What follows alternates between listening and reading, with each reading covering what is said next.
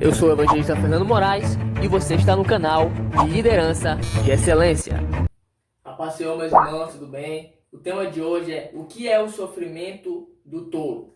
Bom, mas antes disso nós precisamos saber o que é sofrimento e o que é tolo. Então, as palavras sinônimas de sofrimento são tribulação, aflição, adversidade e angústia. Se você for ler a Bíblia, você vai ver que várias vezes essas expressões estão sendo colocadas nela. O dicionário vai dizer que sofrimento é sentir dor emocional, mental ou moral, ou seja, padecer. No dicionário hebraico se representa a palavra amal, que significa dificuldade, dano, esforço e labuta. Já no grego, nós temos infortúnio, calamidade, mal e aflição. Então, como você está vendo aqui na imagem, nós temos um rompimento da alegria. Então é isso que acontece quando você está passando por um sofrimento. A sua paz, a sua alegria, acontece uma disfuncionalidade nela e você passa a ter mais sentimentos ruins, passa a ter emoções que são danosas.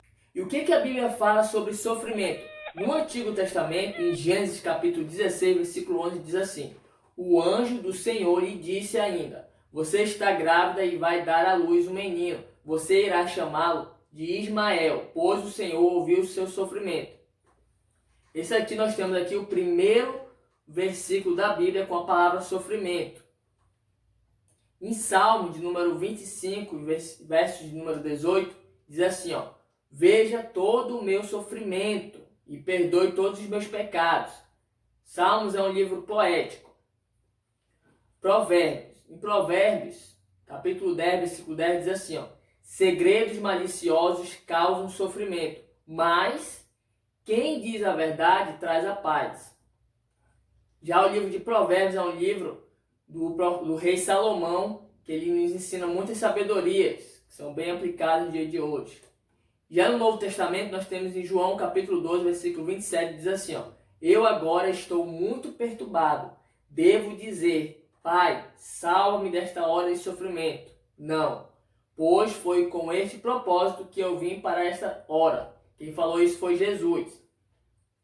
Já em primeira carta de Pedro, capítulo 4, versículo 13, que é uma carta para os crentes, diz assim: pelo contrário, alegrem-se na medida em que vocês estão participando dos sofrimentos de Cristo. Assim, vocês gritarão de alegria quando a glória de Cristo for revelada. Irmãos, se você percebeu, mas essa versão da Bíblia que eu estou lendo é uma versão fácil de ler. Então tem alguns versículos que estão tão clareados que eles ficam até um pouquinho diferente da nossa Bíblia que a gente costuma ler, que é uma versão mais complicada. E por último, que é um livro de revelações que contém mais alegorias do que sentido literal, que é Apocalipse, capítulo 1, versículo 9, diz assim: eu, João, sou o irmão de vocês e companheiro no sofrimento, no reino e na paciência que temos em Cristo. Enfim, toda vez que eu citar os versículos da Bíblia, eu vou colocar aqui embaixo que o Antigo Testamento tem 39 livros e o Novo Testamento tem 27 livros. Então você já vai decorar aí. No dicionário, vou dizer que é aquele que não tem inteligência ou juízo. Tonto a quem diz ou pratica tolices. Quem nunca viu uma mãe dizer para o filho: meu filho, deixa de tolice, meu filho. Para com essas coisas. Então, no hebraico, é evil, que representa alguém que despreza a sabedoria, os bons costumes, os conselhos, o caminho da justiça, a sabedoria dos mais experientes e ama a maldade. Então, essa é a classificação de uma pessoa que é tola, uma pessoa que quer seguir o caminho da maldade. Como você está vendo na imagem aí, ó, nós temos dois caminhos. Seja você quem for, cristão, ímpio, seja o que for. Todas as vezes nós teremos dois caminhos. A Bíblia vai dizer que nós seremos julgados pela nossa consciência, porque a tua consciência vai te dizer o que é certo e o que é errado. Então você tem que escolher entre a justiça e a maldade. Então cabe a você decidir. E a Bíblia está repleta dessas nomenclaturas. Tem um caminho largo, tem um caminho estreito, tem o caminho da paz, o caminho da guerra, o caminho da destruição. E o que a Bíblia fala sobre o tolo? Vamos ver o que a Bíblia fala no Antigo Testamento. A primeira vez que a palavra tolo foi citada foi lá em 1 Samuel, capítulo 13, versículo 13. Diz assim: Samuel respondeu: Você é um tolo. Não obedeceu ao Senhor, seu Deus. Se tivesse obedecido a sua ordem, então o Senhor teria deixado que sua família governasse Israel para sempre. Aqui é o profeta Samuel dando um sermão em Saul, no rei Saul. Em Salmos, que eu já falei para você que é um livro poético, vai decorando aí. De número 52, versos 7, diz assim: Vejam o que aconteceu a este homem que não procurou a proteção de Deus. Este tolo confiou na sua riqueza e procurou ser forte, fazendo mal aos outros.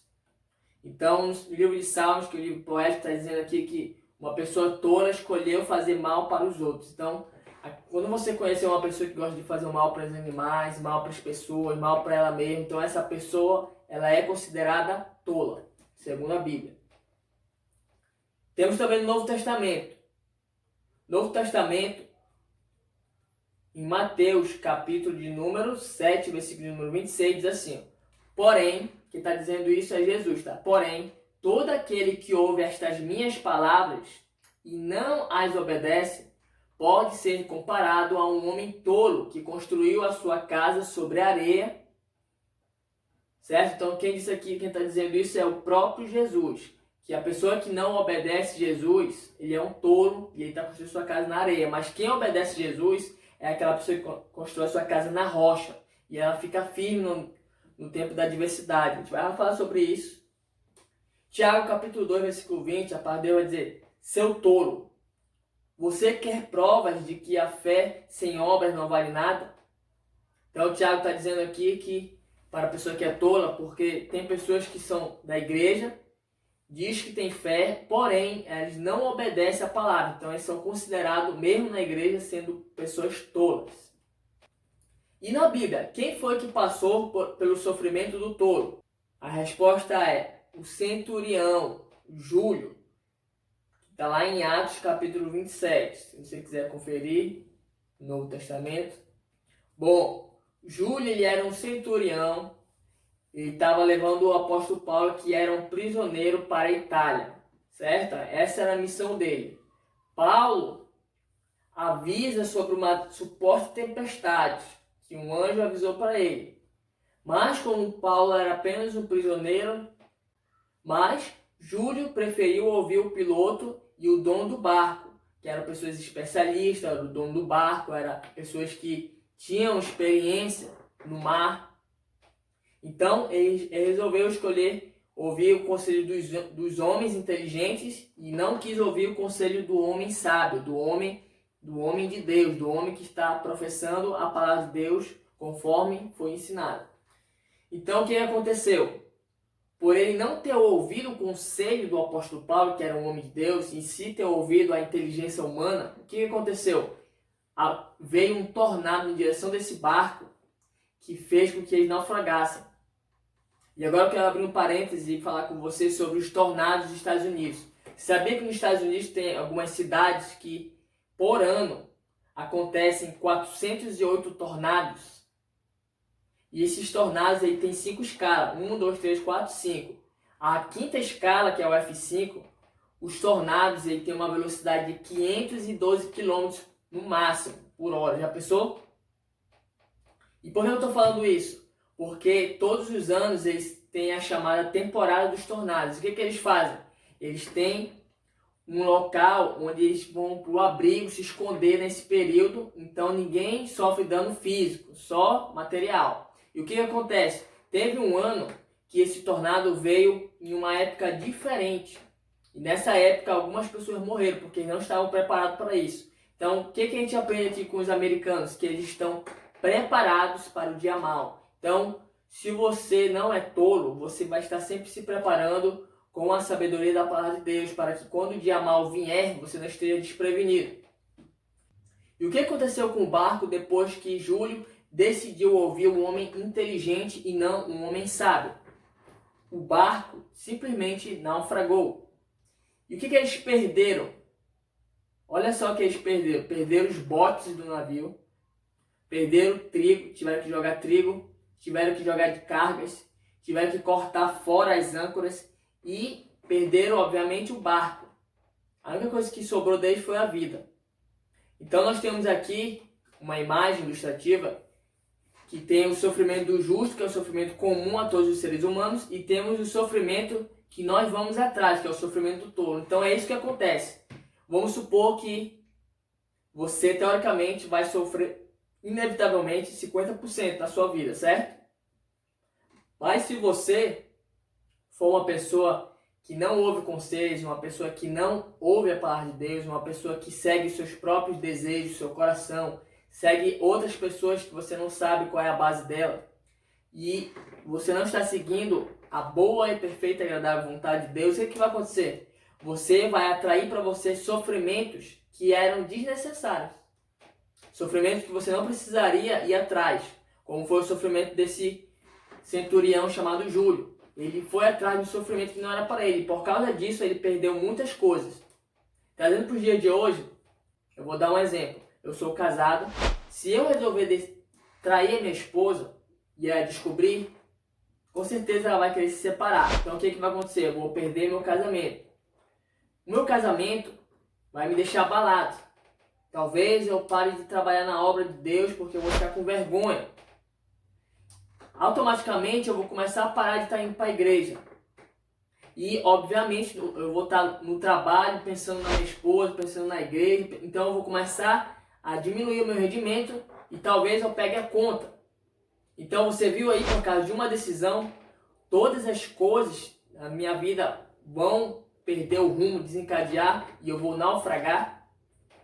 É por isso que eu quero finalizar aqui com uma frase de Charles Spurgeon. Não deixe aquilo que é urgente tomar o lugar daquilo que é importante na sua vida. O que é urgente? São as coisas deste mundo. E o que é importante? O reino de Deus. O reino de Deus é a coisa mais importante que você deve prezar. Então não deixe as coisas desse mundo abalar suas decisões e você tomar decisões terrenas que vão lhe causar prejuízo. Que Deus lhe abençoe em nome de Jesus. Amém.